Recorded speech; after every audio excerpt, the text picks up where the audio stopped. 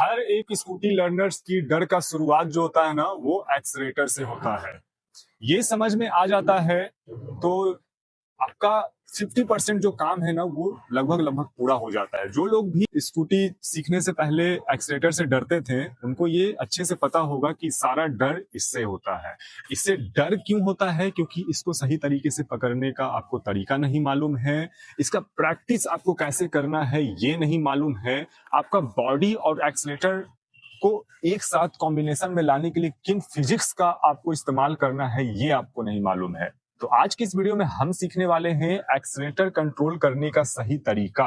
हाँ, कैसे आपको प्रैक्टिस करना है और आपको किन किन गलतियों से बचना है। तो चलिए वीडियो को स्टार्ट करते हैं, बट उससे पहले नमस्कार, मेरा नाम अमित है और स्वागत है आपका car and scooty training hub में। वीडियो में आगे मैं जो कुछ भी बताऊंगा उसको रिकॉल करना, जब आप प्रैक्टिस में उतरेंगे ना तो उसको रिकॉल करना खुद को, ये आपकी जिम्मेदारी होगी। क्योंकि जब मैं फिजिकल ट्रेनिंग दे रहा होता हूँ ना तो होता क्या है कि मैं बगल में खड़ा रहता हूँ और लर्नर्स जहाँ गलती करते हैं मैं बार बार वहां पर बताते रहता हूँ। तो उन सभी गलतियों को मैं यहाँ पर भी आपको बताऊंगा, लेकिन इसको आपको रिकॉल खुद से करना होगा जब आप विदाउट किसी ट्रेनर सीख रहे हैं। सबसे पहले आप देखिए, ये होता है हमारा थ्रॉटल, ठीक है। इस वाले में किसी तरह का कोई मोमेंट नहीं होता है, ये आपका राइट हैंड साइड वाले में थ्रॉटल होता है, ठीक है। तो इस थ्रॉटल के ज़रिए हम स्कूटी को आगे बढ़ाते हैं, है ना।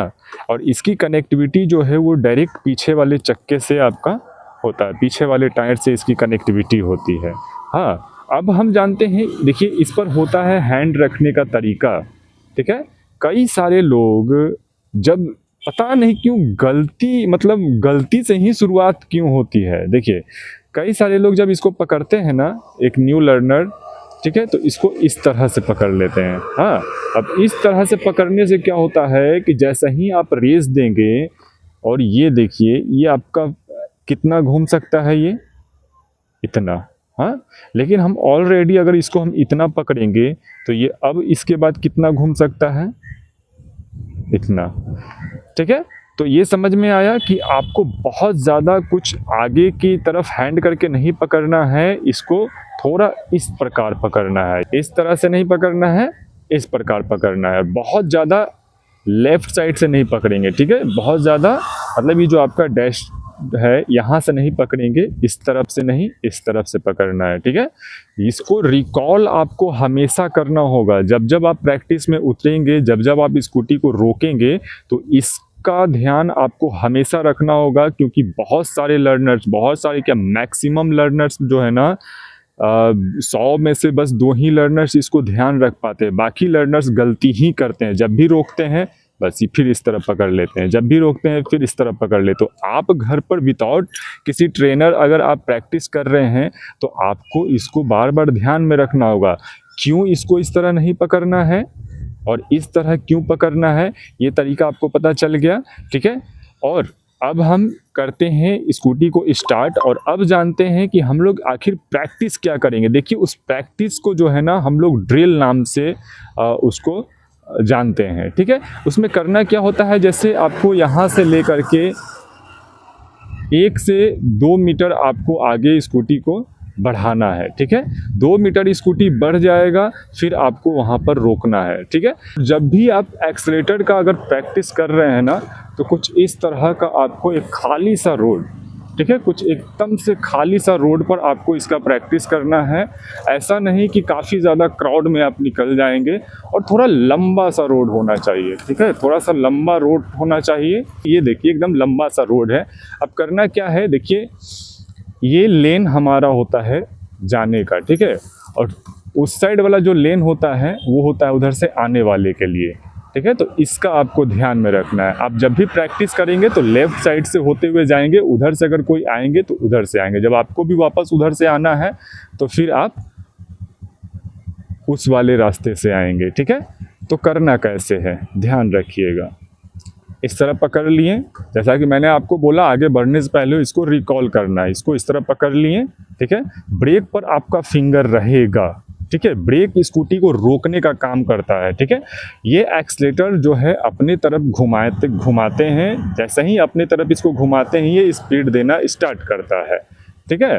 तो करना क्या है, इसको हल्की सी रेस देनी है, ब्रेक पकड़े रखना है, दबाना नहीं है, बस पकड़े रखना है। फिर अभी आपको आगे एक और तरीका हम बताएंगे, ठीक है। इस तरह पकड़ना है और 1 मीटर पहले स्टार्ट करना है बढ़ाना और 1 मीटर के बाद ब्रेक लगा करके रोक देना, एक्सीलेटर भी कम कर देना है, फिर उसके बाद एक्सीलेटर कम करने के बाद ब्रेक ले लेना है, ठीक है। अब ये प्रैक्टिस करते क्यों हैं, ये इसको बार बार दोहराना है, ठीक है। एक्सीलेट किए, कम किए और फिर ब्रेक लगाएं, फिर एक्सीलेट किए, कम किए, ब्रेक लगाएं, ठीक है। अब ये प्रैक्टिस करते क्यों है, देखिए आपने ये नोटिस किया होगा कि जब आप स्कूटी को आगे बढ़ाते हैं तो ये पाँव कुछ इस वाले स्पीड को फेस नहीं कर पाता है, ठीक है, जिस कारण से आपका बॉडी वगैरह सब कुछ डिसबैलेंस होने लग जाता है।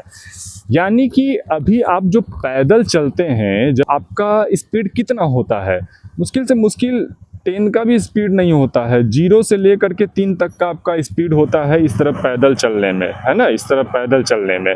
और जब आप एक्सीलेटर देते हैं, एक्सीलेटर का मिनिमम स्पीड कम से कम जो है वो बैलेंस करने के लिए 10 तक का स्पीड होना चाहिए, ठीक है। तो ये एक्सीलेट हमने किया और एक्सीलेट करने के बाद जब हम स्कूटी को बढ़ाते हैं तो ये अपने मिनिमम स्पीड में आने लगता है जितना एक्सीलेट हमने किया है, ठीक है।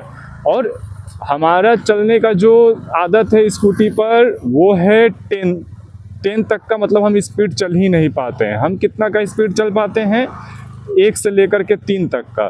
बस यही कारण है जिसकी वजह से आपका स्कूटी पर बैलेंस नहीं बन पाता है और आपका रेस कंट्रोल नहीं हो पाता है। चलिए अब एक्सीलेटर के बारे में आपको समझ में आया कि इसका प्रैक्टिस किस तरह करना है और इस पर हैंड आपको किस तरह रखना है।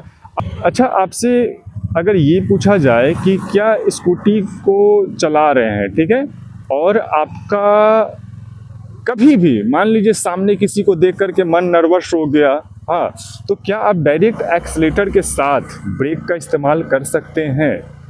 तो करके देखते हैं। देखिए एक्सीलेटर दे दिए हैं, बढ़ रहा है स्कूटी आगे, ठीक है, स्कूटी आगे बढ़ रही है और मुझे यहाँ पर रोकना है। मैं एक्सीलेटर कम करना भूल गया, डायरेक्ट ब्रेक लगा रहा हूँ, यानी कि स्कूटी रुक रही है। तो जब स्कूटी रुक रही है तो डायरेक्ट एक्सीलेटर के साथ ब्रेक दबाना कोई गलत नहीं है, ये आपकी सेफ्टी पर्पस के लिए काफ़ी ज़रूरी है। अब जब आप ऐसे रोड में प्रैक्टिस कर रहे हैं एक्सीलेटर का, तो ध्यान रहे कि जब सामने से कोई गाड़ी आ रही हो ना, तो एकदम पेशेंस रखना है, साइड में आपको रुक जाना है। अब इस प्रैक्टिस को करने का देखिए बेनिफिट क्या होता है, ठीक है। बेनिफिट क्या होता है कि जब आप छोटी छोटी स्टेप पर बढ़ना स्टार्ट करते हैं तो आप छोटी छोटी स्टेप पर बढ़ना ही सिर्फ स्टार्ट नहीं कर रहे हैं, ठीक है, यहाँ पर आपका मसल्स मेमोरी भी तैयार हो रहा है, ब्रेक लगाने का तरीका भी आपको याद हो रहा है, प्लस में आपका जो पाँव है ना वो छोटी छोटी स्टेप पर चलने का तरीका सीख रहा है।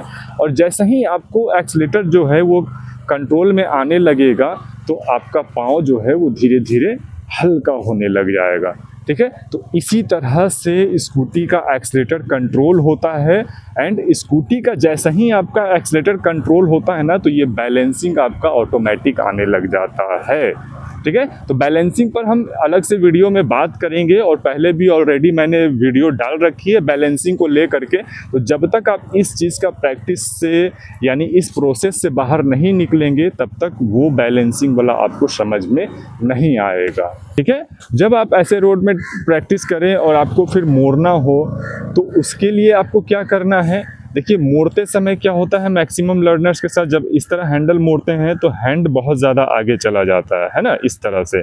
तो इस पर इस समय भी आपको इसका ध्यान देना है कि ये आगे ना जाए, ठीक है, और उतना ही कवर करना है, बहुत ज़्यादा जोर ज़बरदस्ती नहीं करना है। देखिए यहाँ पर ब्रेक भी मेरा दबा हुआ है, ठीक है, ब्रेक के साथ मैं एक्सीलेट कर रहा हूँ। अब यहाँ पर हैंडल को लेफ़्ट मोड़ दिया, लेफ़्ट मोड़ने से पीछे वाला पोर्शन उस साइड जाएगा, तो यहाँ पाँव के सहारे एक्सीलेटर मेरा आगे किया हुआ है, पाँव के सहारे मैं यहाँ पर मोड़ लिया, ठीक है। अब हल्की हल्की एक्सीलेटर, यहाँ पर थोड़ा पेशेंस रखना होगा, हल्की हल्की एक्सीलेटर से पहले इसको सीधा कर लेंगे। तो आई होप कि आपको हमारी वीडियो काफ़ी अच्छी लगी होगी और बेसिक तरीका आपको पता चला होगा एक्सीलेटर कंट्रोल करने का। तो ये वीडियो जिनकी भी ज़रूरत की है आप उन तक इस वीडियो को शेयर करके एक पुण्य करने का काम करें। और वीडियो कैसी लगी आप हमें लाइक के माध्यम से बता सकते हैं। आगे आपको किस टॉपिक पर वीडियो चाहिए आप हमें कमेंट सेक्शन के माध्यम से बता सकते हैं। चलिए मिलते हैं हम आपसे नेक्स्ट वीडियो में इसी तरह की एक नई जानकारी के साथ।